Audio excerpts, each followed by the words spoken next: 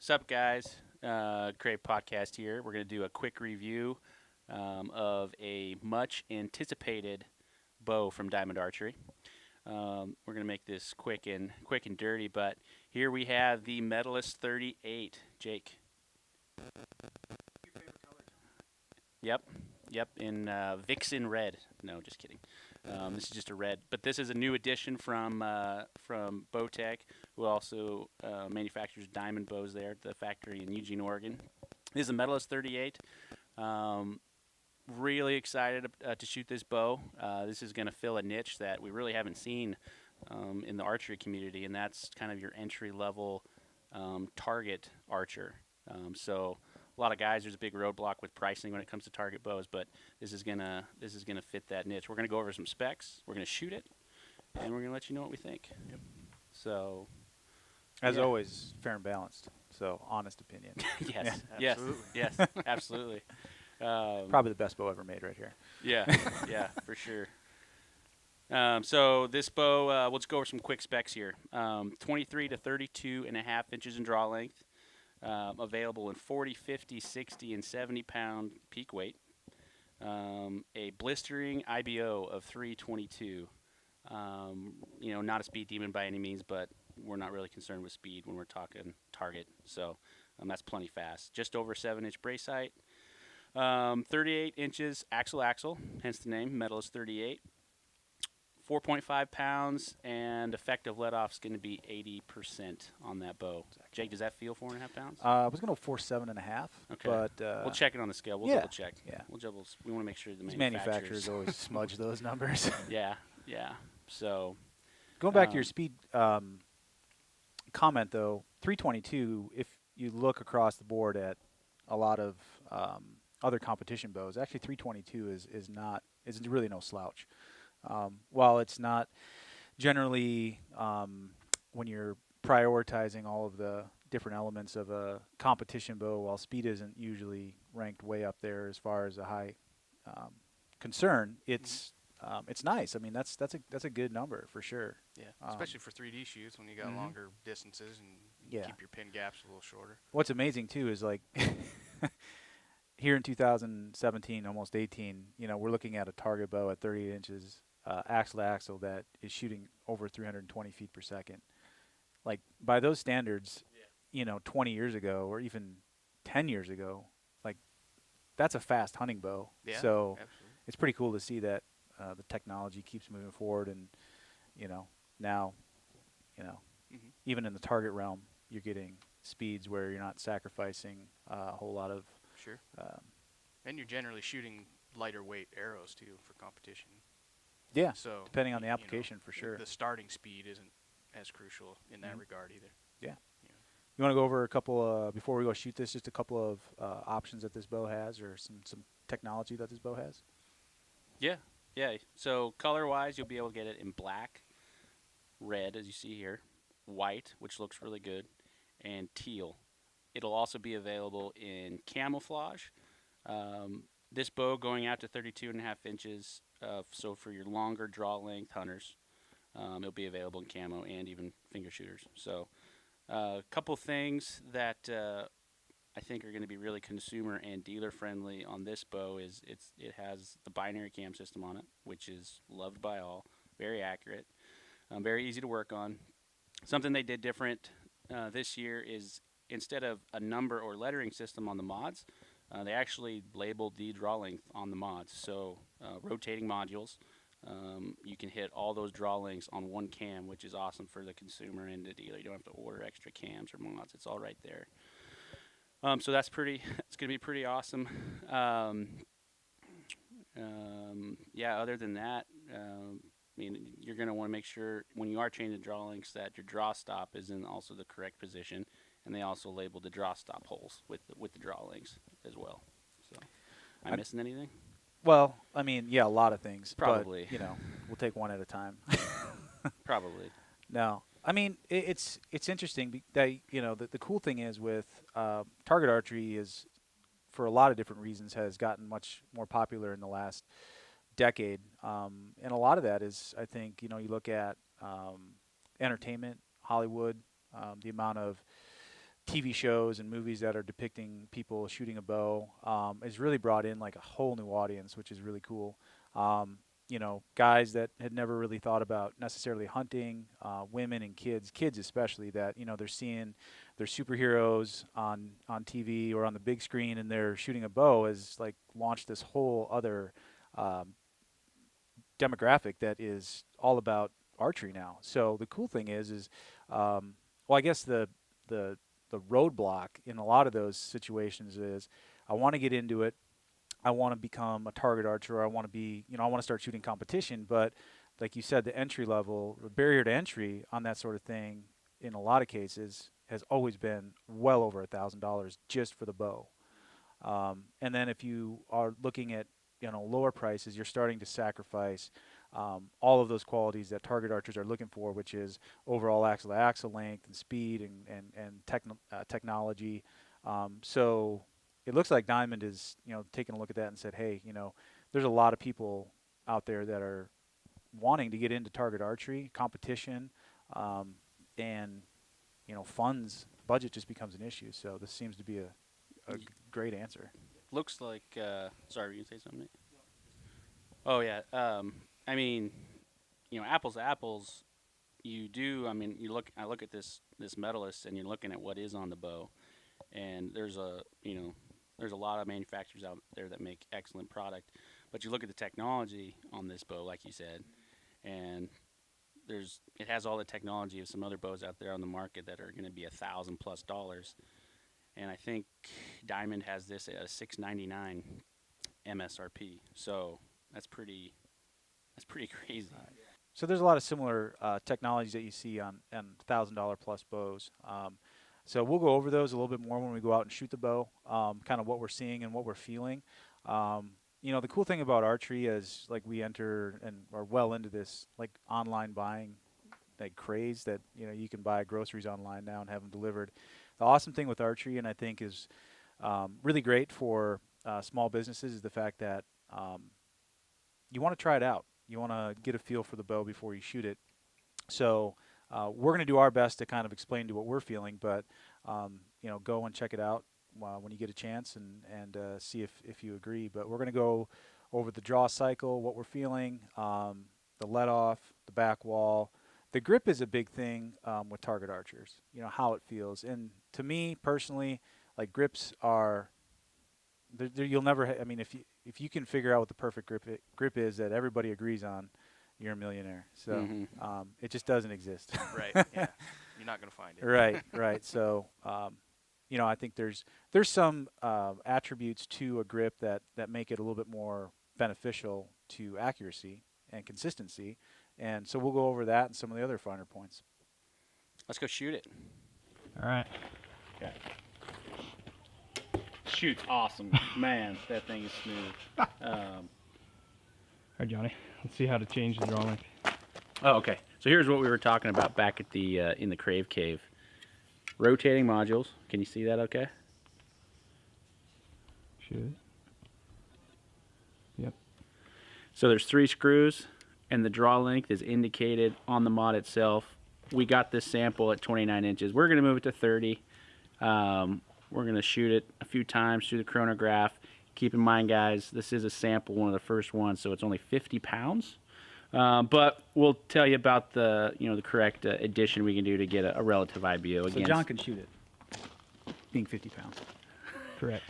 I did upper body this morning, but I think I can still get it done. Yeah, so we'll change that draw length, and we'll put some bullets through it.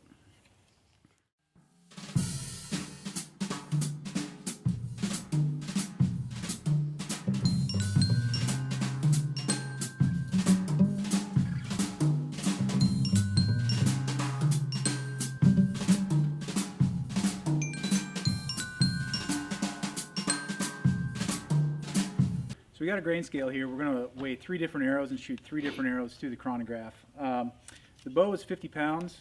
These arrows are a little bit heavier than will be IBO rated, but we'll give you guys a good idea of what the difference is between weights. So we have no favoritism here on the KRAVE. We have a gold tip Expedition Hunter 5575 Grizz Stick Momentum 330 and a Black Eagle Rampage. So we're going to weigh them up here. The Expedition Hunter is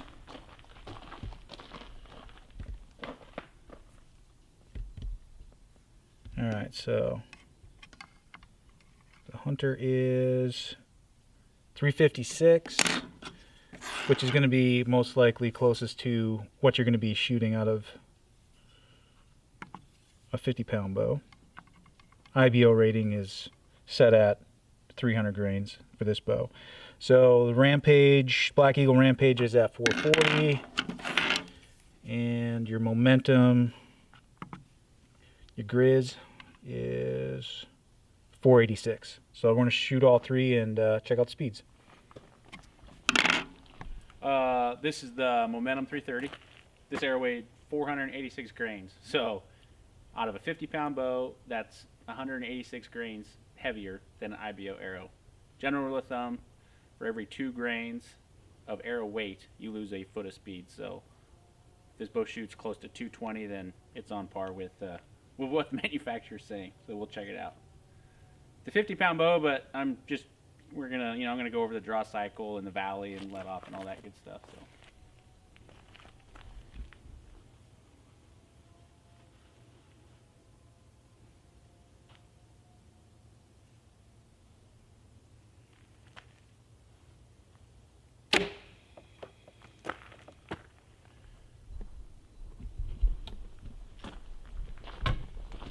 So that was 30 inches, 486 grain arrow, and that shot 230. So that's going to put it right at the in the low 320s for IBO. So not that that's a big concern, but bow has a really nice valley. You can creep just a little bit. There's a little bit of it doesn't want to take off on you right away. So yeah. Hi, I'm Nathan Bailey. Welcome to Whitetails of the Midwest. Wheat. Super wheat. Whiz bang. All right, now we're going to shoot the Black Eagle Rampage 350. This arrow weighed 440 grains.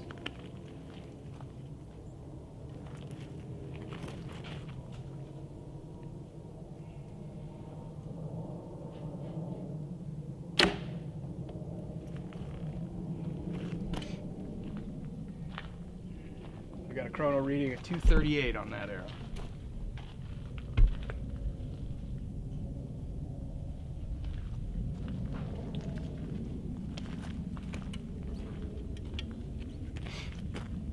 What do you think of that shot, Nate? How'd that feel? Feels good. Feels like it's a lot longer draw length than I should be shooting. You're coming in at 24 inches, so. Yeah, I normally shoot 27 and a half actually. Yeah. And shooting this one at 30. Yeah. Even without a D-loop, it feels pretty long. Yeah. But so obviously the back wall and everything feels not good, but draw cycle, feels good. I'd like to switch it up to my actual draw length, shoot it again. All right. Okay. All right, I'm going to finish it off here. I got the Gold Tip Hunter Expedition 5575. This came in at 363, so this will be a lot closer to what you would see for IBO. IBO rating was taken at 30 inches and 300 grains, so this is 63 grains over that. So it's going to give you a little bit closer idea of what you'd see with an IBO arrow. Full disclosure, this is my wife's arrow, so it's going to be pretty short, but we vetted the shot. Shouldn't be any issue.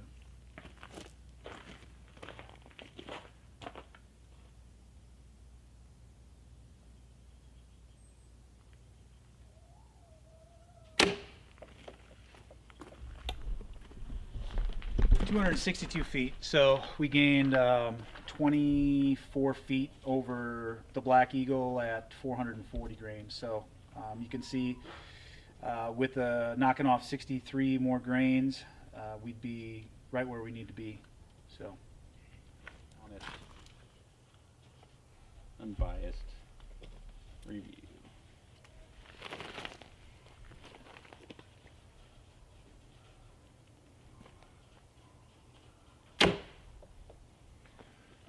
Nice bow. Nice bow. So, in conclusion, my 2 cents. This is going to be a great target bow for anybody. Ton of value at $6.99. It's going to open it up for not just male but also female shooters. This goes down to 23 inches in draw length, so that's a huge draw length range. It's going to be tough to beat for the money. Medalist 38. Eastburn out. All right, one last look at the Medalist 38. I'm going to give it another shot. Really break it down, analyze it.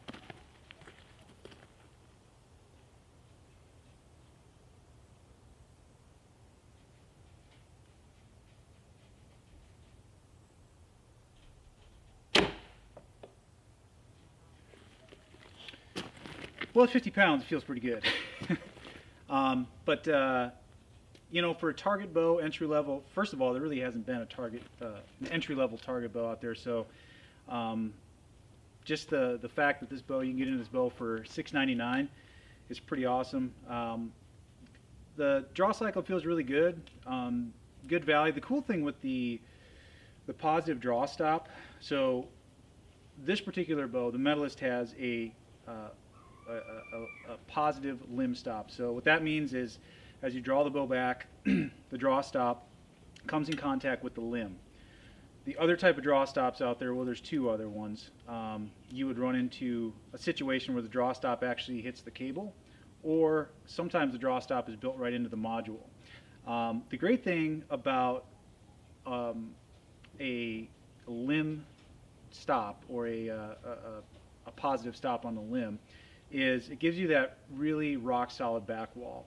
A lot of people like that, but you also have the option to adjust this draw stop to, if you were looking for a stop that, or a back wall that feels a little bit softer, you can move this draw stop a ½ inch longer. So that's going to get you into a situation where you can kind of fine tune how you get that back wall to feel. So that's something pretty cool that you can do with that, and you still have the option to get that nice solid back wall, which a lot of people do like. So, but no, it felt really good. The grip itself is a lot flatter. A lot of the hunting bows you see out there, they have a little bit more of a rounded back to it. So this is a little bit flatter, which for accuracy is going to give you a little bit more control on your shot. You'll notice as you get out there to a little bit longer ranges that it's just going to feel more accurate, and you're going to feel a lot steadier on the shot. So the only thing I would say is, you know, I think if you're asking yourself, you know, if this is such a great bow at $6.99, you know, what if I'm going to spend more money on a target bow, what is it missing? I would say if you're looking across the line at a lot of other bows out there that in the target realm have a higher price tag, the one thing personally as a shooter that I would look for that this bow doesn't have, where you're kind of building in kind of that why would I spend more money if this bow is so great. The one thing that this bow doesn't have, that if you're looking across the cam systems out there, some of the higher end bows have adjustable yokes on them where you can start to fine tune your cam lean. The binary cam system is great. It's very accurate, very consistent. But the one thing that it does lack, the traditional binary system, is the ability to adjust your cams left and right. So you can actually move your arrow with the adjustment of the yokes on the cams. You can actually move your arrow left and right. You can't do that on this bow. Your really only option of tuning this bow is in moving your rest back and forth, which works in a lot of applications. But if you're really getting into fine-tuning your bow to the arrow and the style of shooting that you do, being able to move those cams left and right with an adjustable yoke is something that your higher end target bows are going to have. So.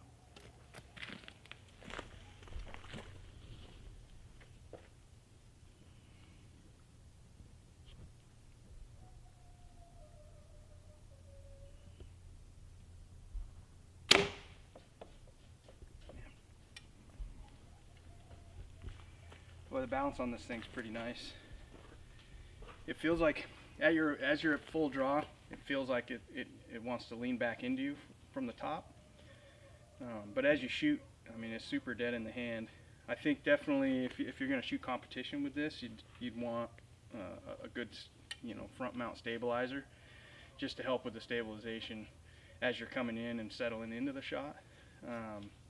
But as far as at the shot point, I mean, it feels pretty good in the hand. So one of the features on this bow that we found particularly helpful is it has multiple mounting bracket options or mounting bracket points. So if you're an archer with a shorter draw length and your arrow drops considerably more because you're losing some speed because of that, and you're in 3D competitions and you're shooting out long distance, say 80, 90, 100 yards, a lot of times, depending on your sight aperture, you may run out of distance for vertical adjustment, and basically not allow you, even if you have a movable aperture, not allow you to adjust for that long distance, and then you've got to compensate by stacking your pins or guesstimating basically. So with the multiple mounting points on the Medalist, it'll help you get around that challenge by being able to move the aperture up and down at the point of mounting.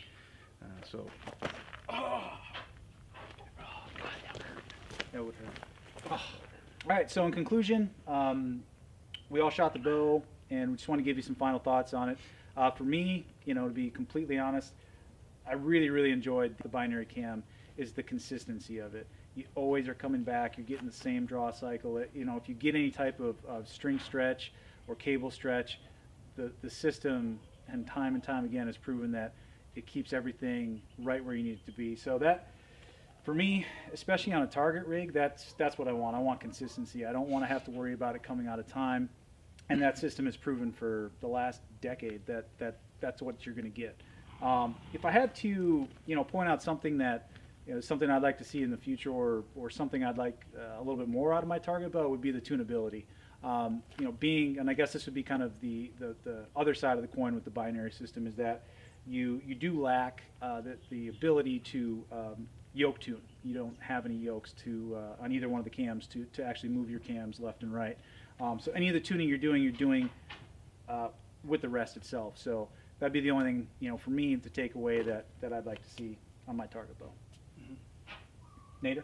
Yeah, and I really like just the overall shootability of this bow. I mean, the feel and balance of it in your hand, that was the thing that kind of stuck out for me. Just holding it feels nice, but when you come back full draw and you're settling in on the shot, it feels really nice. And then at the shot itself, just super dead in the hand. Definitely you're going to be taking dozens of shots all day long at a competition. You want it to feel comfortable, and I think it achieves that. But one potential gotcha is that there really is no way to add a aftermarket grip or change the grip in any way on this bow. So just one thing to think about, and you definitely want to put this bow in your hand before making a final decision, because you get what you get when it comes to the grip. I would say that coming in at a $6.99 package, you can't expect all the bells and whistles to be put on the bow, but the cable rod is one aspect that might be a potential gotcha. A lot of higher end bows these days have flexing cable systems on them, which takes a lot of torque out of the whole system, making the bow inherently more accurate. One thing, ending on a positive note, the aesthetics of the bow are pretty nice, especially for a $6.99 package. The powder coats are really clean on these outfits, and the draw cycle. I really like the draw cycle on these binary cams. So, but like Nader said, get into a local dealer. Go to diamondarchery.com to find out who your closest dealer is, and give it a shot. Just remember, when you guys are out there, target archery, it's not how you shoot, it's how you look. So as long as you look good, your bow looks good, doesn't matter how you shoot. That's right. And you're having fun. Yeah. Tell them where we can. Yeah, check out more information at the KRAVE's website as well, thekrave.net. Look us up on Facebook and Instagram. Just search for the KRAVE podcast. Come right up. Thanks. Cut it. Wrap it.